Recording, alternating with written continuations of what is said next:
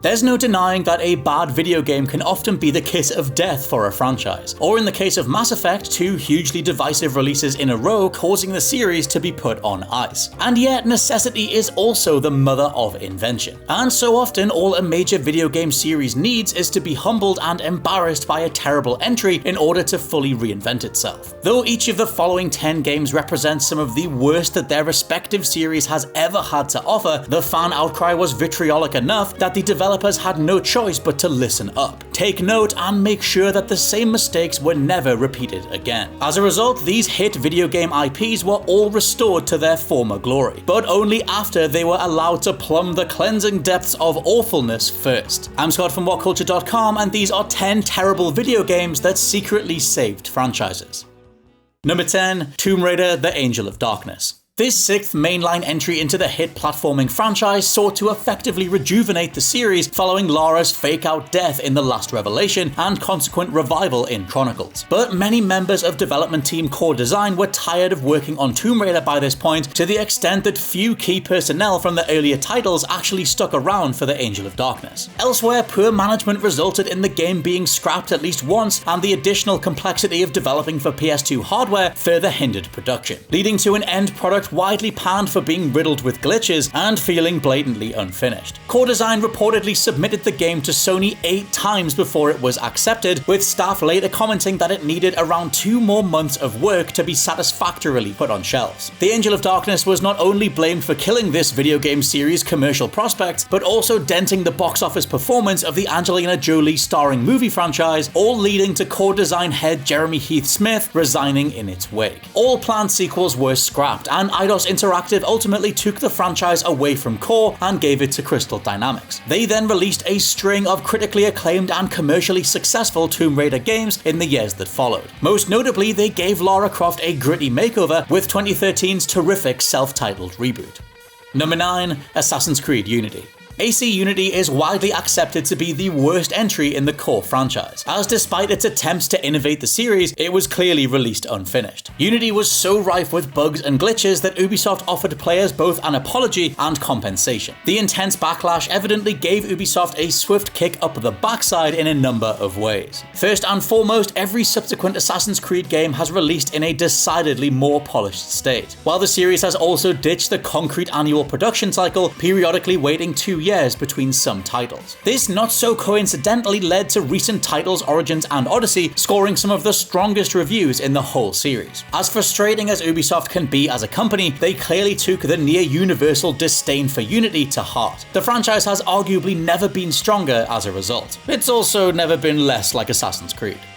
Number 8, Mortal Kombat Special Forces. Almost every other game on this list is positively good compared to Mortal Kombat Special Forces, a follow-up to Mortal Kombat 4 which landed exclusively on the PlayStation in 2000. Special Forces was a bold, if misguided, attempt to diversify the series, ditching the traditional fighting style in favor of a third-person action romp with only Jax being the single playable character. You can probably imagine how this went down with fans. Critics panned the game for tedious gameplay, poor graphics, and excessive deviation from the core Mortal Kombat experience, giving the impression that this up and down franchise at the time had finally hit the bottom of the well. This critical and commercial failure prompted Midway Games to look long and hard at what fans wanted out of Mortal Kombat, which was clearly a back-to-basics approach, leading to the 2002 release of Mortal Kombat Deadly Alliance. Deadly Alliance was widely celebrated as the series' best game in around a decade, successfully updating the formula for a new generation. Though there has certainly been experimentation with the MK formula in the years since, the series hasn't ever again lost sight of its roots. Special Forces slamming into a brick wall as hard as it did made it clear to franchise creator Ed Boon that fans didn't want overpowering gimmicks or radical changes to the central gameplay. At least unless you're gonna put Shaolin monks on Switch.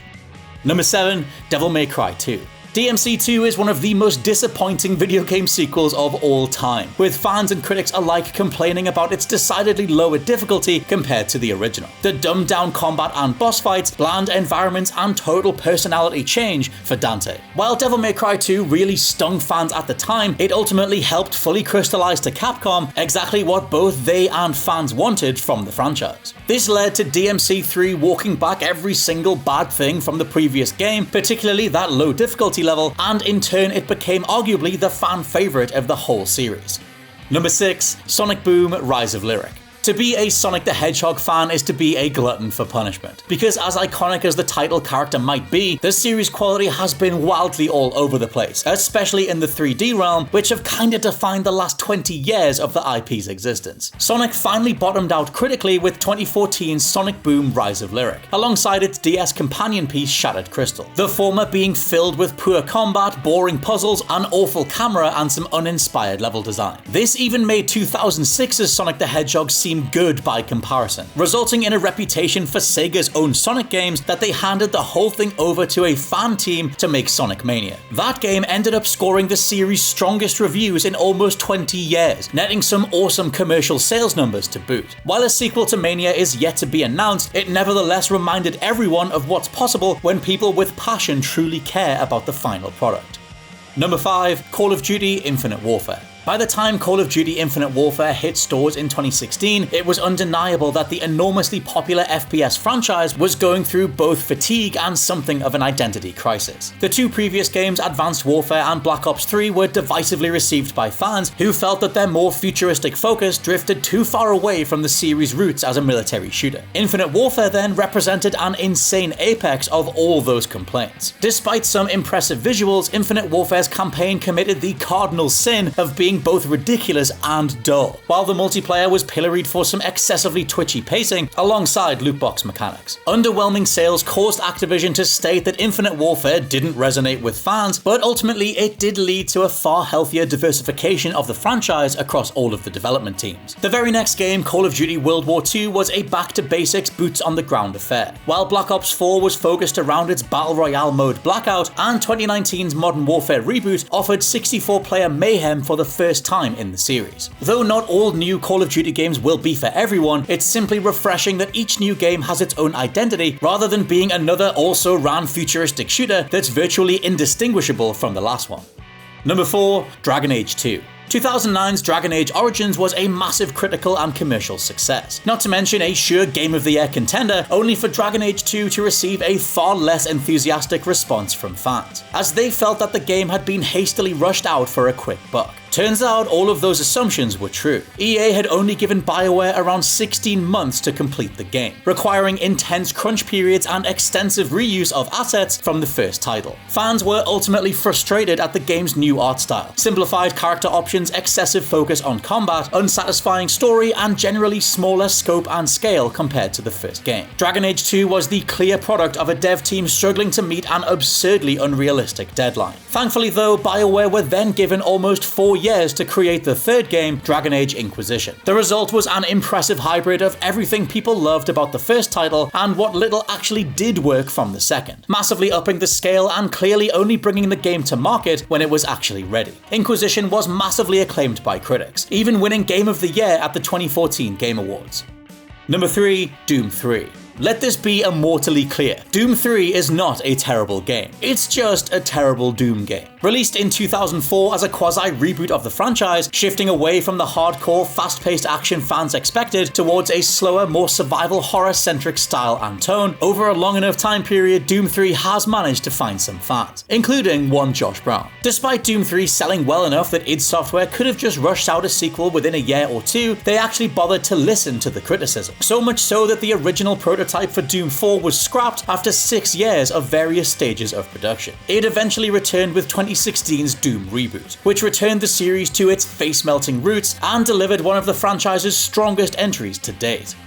Number 2. Resident Evil 6. Resi 6 was the epitome of the series' increasing trend away from its survival horror origins, with the game unapologetically going full Michael Bay between its comically over-the-top set pieces, excessive length, and inconsistent quality across 4 character campaigns. Despite its commercial success, Capcom, to their credit, took heed of what most loyal fans were saying. An action-centric 2013 prototype for Resident Evil 7 was ultimately scrapped in favor of what would be a radical soft reboot, a first-person survival horror game with VR support. Resident Evil 7 eventually released to rave reviews, with the consensus being that the series had been restored to its former glory. Though fans are still waiting for Resident Evil 8 to materialize, recent reports indicate that it is going to follow RE7's lead.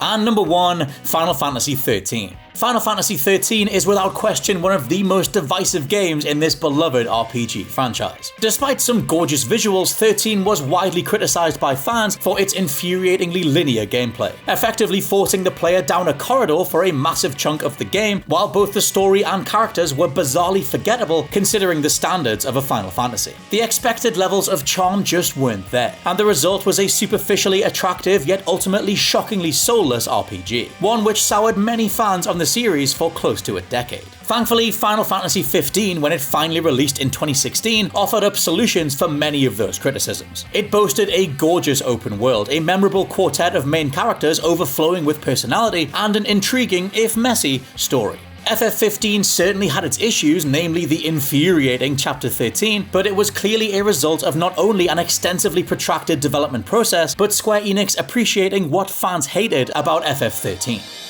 At least those are my picks for some bumps in the road that ultimately made the journey worthwhile. Let me know your favourites down in the comments below, and please check out the WhatCulture Gaming Podcast. For now, I've been Scott from WhatCulture.com, and I'll catch you soon.